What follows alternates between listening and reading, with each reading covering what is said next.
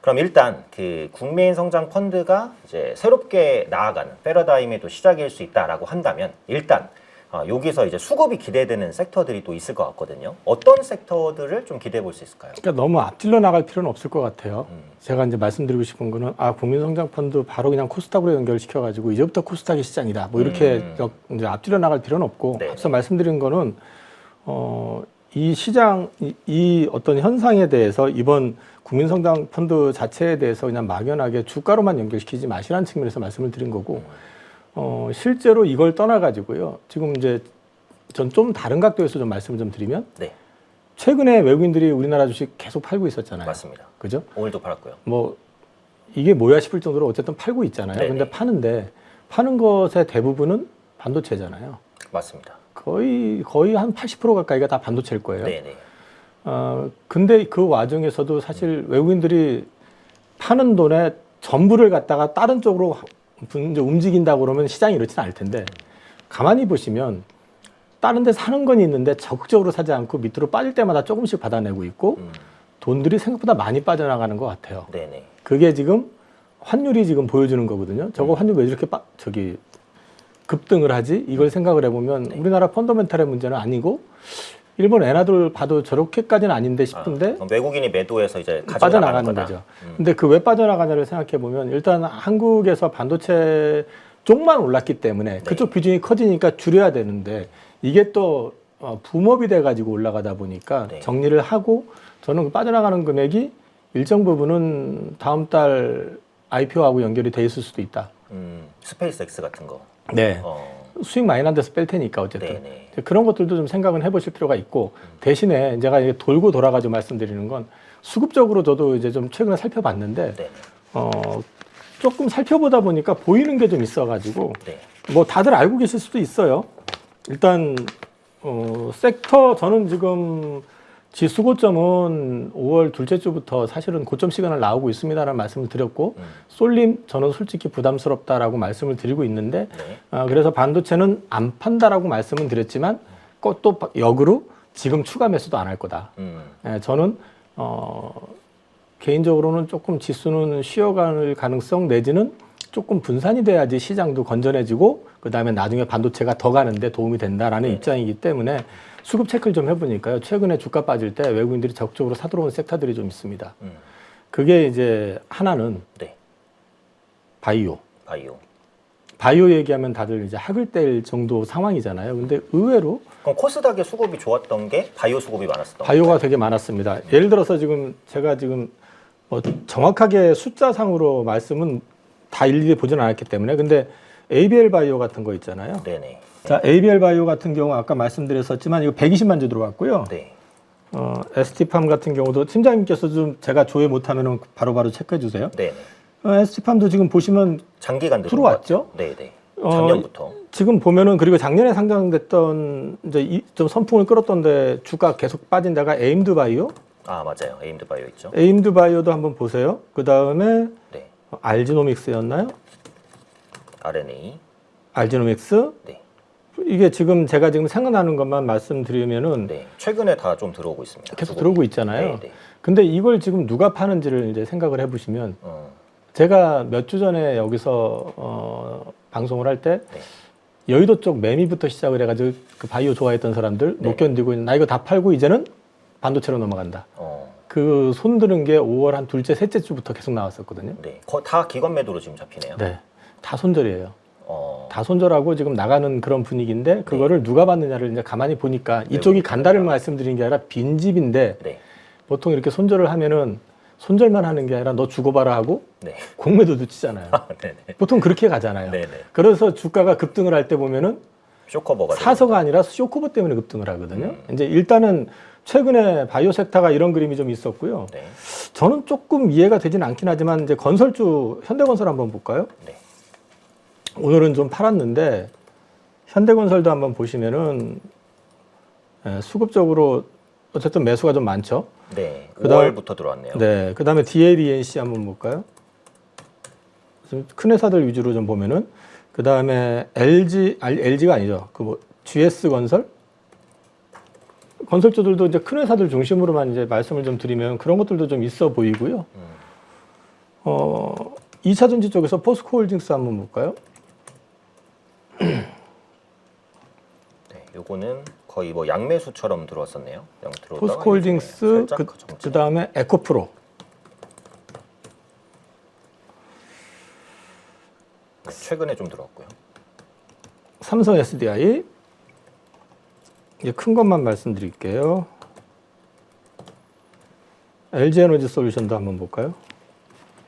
그러니까 전체적으로 이쪽 주식들도 보면은 수급적으로 보면은 외국인들은 네, 사들어오는 모습들이 좀 보이잖아요. 전체적으로는. 네, 그런 그림이 좀 그려지고 있고 그래서 지금 사실 시장에선 버려지는 것 같은데 의외로 이쪽으로 들어오고 있고 제가 이제 주가 누르기 방지법 얘기하면서 지주회사 섹터하고 뭐 이런 것들 좀 말씀드리고 또 네. 밸류 그 PBR이 낮은데 알짜 자산을 갖고 있는 회사들 근데 알짜 자산이 기업의 경영하고 전혀 무관한 회사들 근데 왜 갖고 있냐 이거죠. 그 주가는 눌러 있고 근데 사실은 또 그러면서 제가 말씀드렸던 게 지난주에도 그 말씀드렸던 것 같은데 그 순환 출자 이것도 사실은 주가 누르기 방지법에 걸리는 얘기거든요. 네, 왜냐하면 소위 최대 주주 경영자 오너십의 유지를 위해 가지고 기업의 자산을 활용을 해 가지고 지분을 사 가지고 경영권을 관리하고 있는 거잖아요. 그러면 사실은 그거는 회사 전체를 위해서 또는 주주 전체를 위해서가 아니라 그 최대 주주를 위해서 자산이 활용이 되는 거잖아요. 네. 그렇기 때문에 그게 이제 큰 자본들이 눌리는 거잖아요. 대표적인 데가 현대차 그룹이잖아요. 네, 네.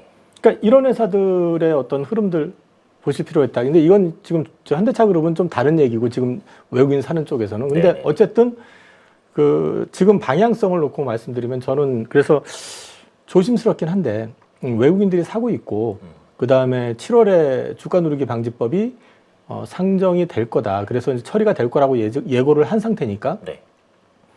그렇게 본다 그러면은 조금 변화가 좀 있지 않을까. 그런 생각을 좀 조심스럽게 하고 있는 거죠. 그렇다고 반도체가 박살날 거냐? 그렇게 생각은 안 드는데 ETF 2배 레버리지가 다음 주에 상장이 되잖아요. 맞습니다. 그럼 폭등할까요? 그렇진 않을 것 같아요. 이게 사실은 만약에 폭등한다 그러면 저 같으면은 한 30% 올라가면 정말 고맙습니다 하고 일단 물량을 줄일 것 같거든요. 왜냐하면 이 레버리지라는 거는 결국은 포모를 갖다가 더 가속화시킬 가능성이 높기 때문에. 그렇죠.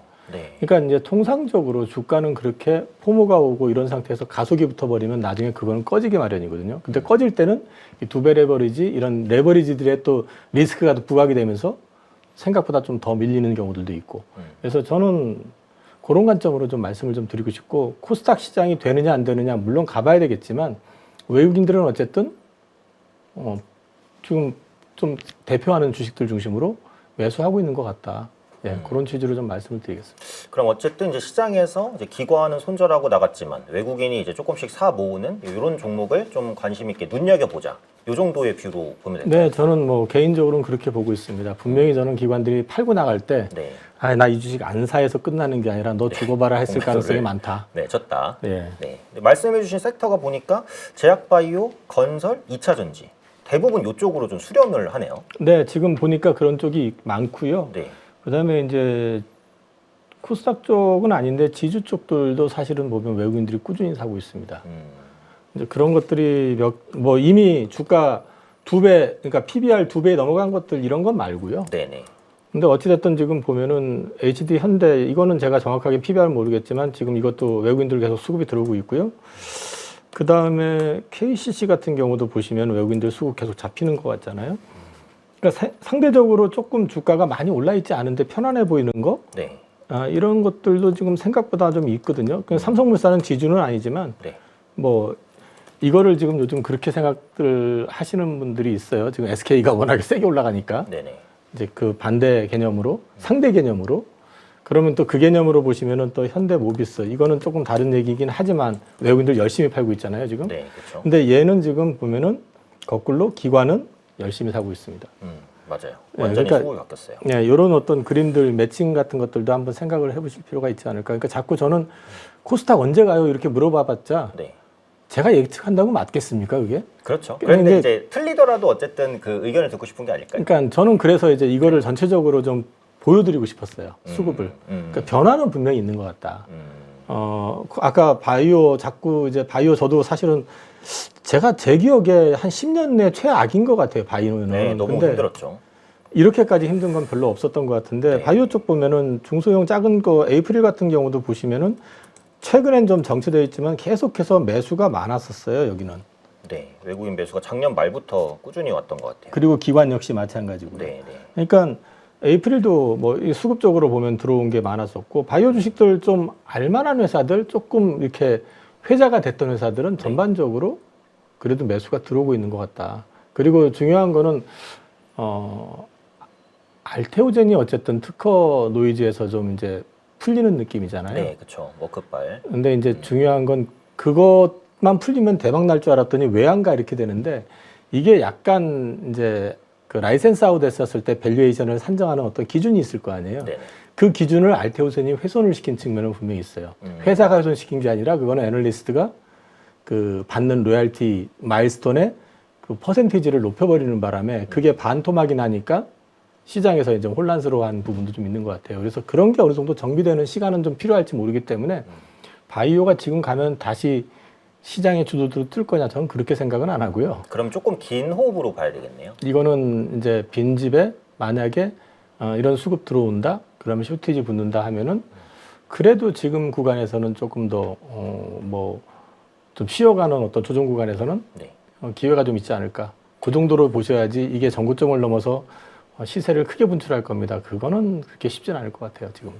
근데 이제 상장된 제약바이오주도 워낙 많으니까 그런 수급 빈집으로 들어온다라고 한다면 그동안 그러니까 제약주가 무너지기 전에 강했던 뭐 플랫폼 관련주 위주로 좀 보는 게 좋을까요? 저는 뭐 바이오 투자할 때는 플랫폼을 갖춘 기업 위주로 투자를 했어요. 개인적으로는. 그리고 뭐 개별적으로 어떤 뭐 한다 하는 것들은 사실은 별로 투자를 안 했거든요. 그러니까 지금도 마찬가지 개념이고. 대부분 그러면은 대형 제약 바이오주라고 봐야 되겠네요. 시가총액이 조금 있는.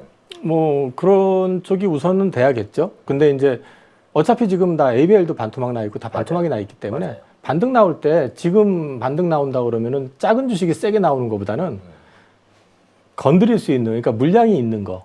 그러니까 많이 사야지 편하게 많이 사야지 나중에 팔 때도 쉽게 팔 수 있잖아요. 네네. 작은 주식의 맹점은 조금만 건드리면 주가가 급등을 해버리기 때문에 그렇죠. ETF나 펀드에서 쉽게 막 담지를 못하거든요. 지금 이런 장에서는.